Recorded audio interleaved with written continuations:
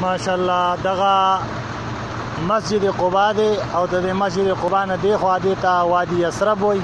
دا کورونه چې کم ښکاري دا کورونه او بیا پسې دا باغ شروع شوی ډېر لوی باغ دی. باغ نوزا ورته دی وایي. دا لوی باغ دی. په دې باغ کې به نبی علیه السلام چهل قدمي کوله، ورزش به یې کو، چکر به یې لګولو نبی علیه السلام. او دا ډېر لوی باغ دی. مسجد قبا سره نږدې مسجد نبوي دې طرف ته دی، بیا دغه مسجد قبا دی او بیا په هغې پسې دا باغ دی.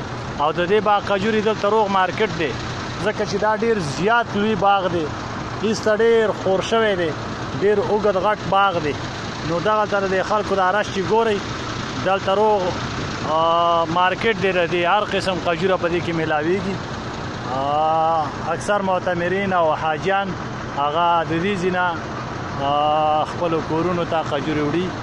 دا ځای دی الله پکې د ټولو مسلمانانو نصیب وکړي او الله رب العزت دې پاک وطن ته دې پاکې خاورې ته ټول مسلمانان خواهش کوونکي راولي او الله رب العزت دې ټولو له د عمرې د حج توفیق ورکړي او الله رب العزت دې پاکو مقاماتو دیدار نصیب کړي. السلام.